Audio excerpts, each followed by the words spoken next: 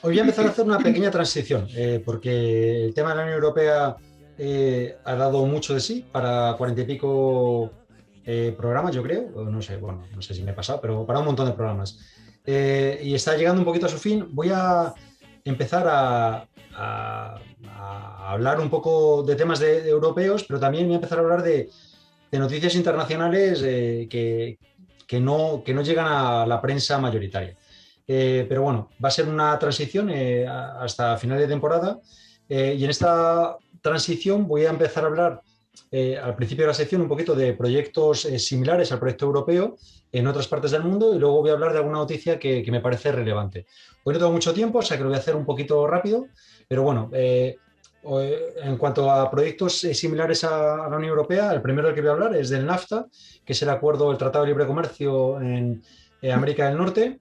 Eh, Como su palabra dice, es un acuerdo de libre comercio entre Canadá, Estados Unidos y México. ¿Por qué digo esto? Porque mientras que la Unión Europea, os acordáis de las cuatro libertades famosas, que eran lo de mercancías, servicios, bienes y personas, aquí estamos hablando solo de bienes. Su origen ¿Por se qué? ¿Por qué has remonta. dicho lo de como su mismo nombre indica? ¿Qué quiere decir NAFTA?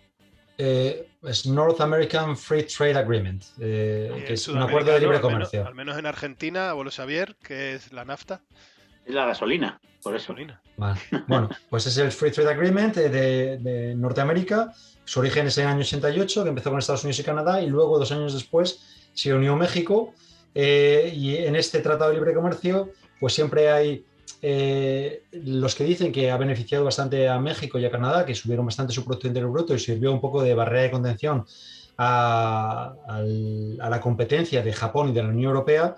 Pero por otro lado, la realidad es que ha sido un tratado que ha beneficiado fundamentalmente a Estados Unidos, el que ha hecho que el comercio no sea equilibrado entre las tres partes, sino Canadá, Estados Unidos y México, Estados Unidos. La parte pivotal ha sido claramente Estados Unidos. Ha habido una imposición de una moneda para la comercialización, que es el dólar estadounidense, y realmente ha aumentado la dependencia de ambos países con respecto a Estados Unidos.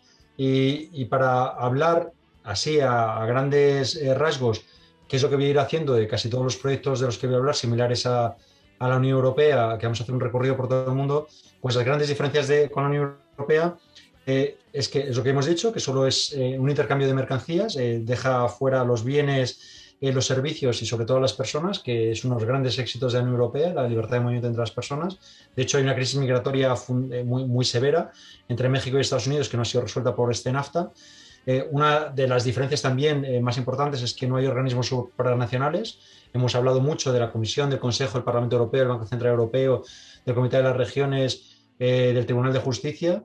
Y otro elemento también muy fundamental es que no hay leyes supranacionales. Así como en la Unión Europea están los famosos reglamentos que son de obligado cumplimiento en todas las legislaciones nacionales, en el marco del NAFTA no lo hay. O sea que estamos hablando de una organización supranacional pero que está muy lejos de cumplir los parámetros que hemos estudiado en la Unión Europea. Pero Entonces, señor bueno, Lobo, perdona, esto es un poco como fue en principio la Unión Europea, ¿no? por supuesto, era O la sea Unión que Europea, de podría, hecho, muy exactamente.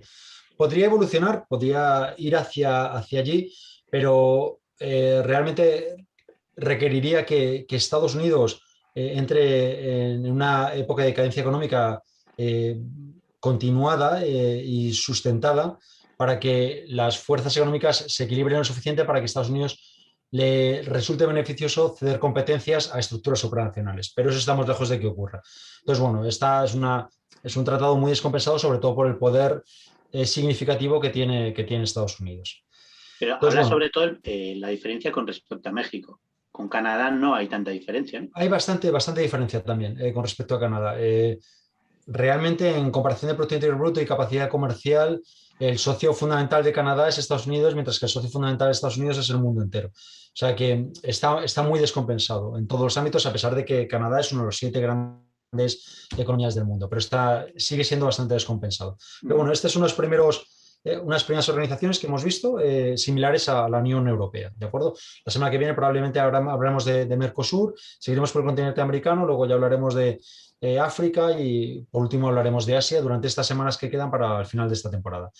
Y ahora vamos a empezar a hacer con esta pequeña migración a otras noticias Voy a hablar de dos noticias. Una en clave europea, que es AstraZeneca, la vacuna de AstraZeneca, y luego voy a hablar del conflicto de Ruanda. Hoy que no está John Carlin, ¿eh? Hoy vas a hablar de AstraZeneca, que no está John No, pues Carlin. voy a hablar de AstraZeneca precisamente por lo de George Carlin. Me hubiera gustado explicarlo otro día y era lo que me hubiera gustado explicarle a John Carlin y lo voy a explicar de forma muy rápida.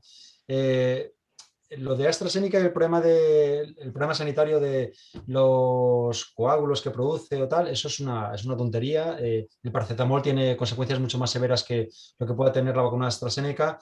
El problema fundamental de AstraZeneca es que es una compañía, bueno, fue desarrollada por Oxford con financiación pública y la patente llegó a una empresa privada de capital anglo-sueco.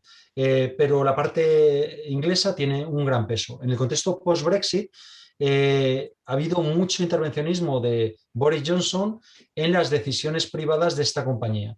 Ya ha sido utilizada como un arma política para afectar la campaña de vacunación europea. Una de las cosas que se habla muy poco es que la Unión Europea consiguió un buen precio para la vacuna AstraZeneca, puso su mayor énfasis en la vacuna AstraZeneca, son las vacunas más baratas y consiguió un muy buen precio porque era un volumen muy elevado, pero en los contratos de AstraZeneca se daba mucho dinero por parte del contribuyente europeo a mejorar la capacidad de producción de las fábricas en Inglaterra y en Europa y a contratar más personal para conseguir llegar a la demanda que necesitaba la Unión Europea.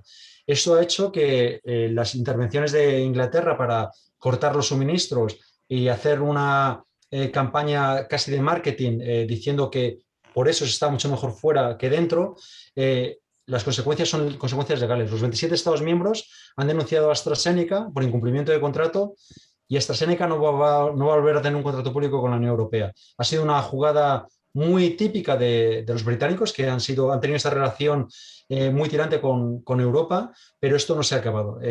Y eso es lo que yo quería hablar con John Carlin de AstraZeneca. De hecho, él me sorprendió un poco que comprara ese discurso de que quitándose la regulación de la Unión Europea las cosas habían ido mucho mejor cuando hay un trasfondo político mucho más sucio, que es así la política, pero bueno, esto es una batalla larga y esa es la clave de AstraZeneca. Y luego, para terminar, voy a hablar de otra noticia, una noticia que enlaza un poco con el personaje que tenemos hoy, de Daniel Serrano, y su libro, que se llama Calviva, que habla un poco de memoria histórica. Y para eso quiero hablar de Ruanda. En Ruanda todos conocemos el genocidio que hubo de los Tutsis a mano de los Hutus. Murieron 800.000 personas en 3 meses, un genocidio salvaje. Y el papel de Francia fue tremendo. Jacques Chirac en la época era el presidente y se le acusó de colaboración, incluso ser cómplice del genocidio Hutu. Esto ha hecho que Paul Kagame, el Tutsi que estaba en las montañas y se rebeló contra esa matanza y es todavía el presidente, lleva siendo presidente más de 20 años, hubo una casi rotura de relaciones con Francia, hasta el punto de que en Ruanda se hablaba francés y dejaron la francofonía y asumieron el inglés como idioma nacional. Es decir, esas diferencias históricas con Francia debido al genocidio fueron tremendas. ¿Cómo se está intentando resolver? Y por eso me ha parecido una noticia interesante. Ha habido 2 comisiones históricas, una encargada por Francia, se hizo un encargo a una comisión de historiadores franceses, hubo un informe de más de 1000 hojas que se reconoció que había habido cierta complicidad del gobierno francés y luego el gobierno ruandés encargó a un gabinete de abogados estadounidenses otro informe que iba un poquito más allá que el de la comisión de historiadores franceses, pero tenían conclusiones con metodologías diferentes muy parecidas. ¿Por qué me parece interesante esto? Porque se ha intentado resolver un problema histórico recuperando la memoria. Ha tenido consecuencias positivas en el sentido de que se ha visto que sí, que había habido cierta colaboración del gobierno francés, pero no hasta el punto en el que se creía, y se han clarificado una época, una relación muy oscura y fue tremenda, pero bueno, las relaciones diplomáticas han mejorado. Insisto, es una forma de atajar un problema que quizás nos deberíamos aplicar en España y nunca lo hemos tenido. Esa comisión histórica de intentar resolver la violencia del franquismo y del tardofranquismo, que se intenta atajar a través de la literatura y de la escena cultural, pero quizás necesitaría hacer lo que se ha hecho en Ruanda y podríamos aprender del caso de Ruanda. Y con esto, pues termino un poco la sección y esta es la orientación que le voy a ir dando en las Muy próximas chula. semanas. Una muy buena orientación. Sabes mucho Muy bien, de muy ámbito bien. internacional, no solo de la Unión Europea, y esperamos ansiosamente tu De hecho, yo conocimiento. quería decir una cosa. A mí me encantaría que ahondaras un poquito en este tema otro día. De Me acuerdo. parece muy interesante.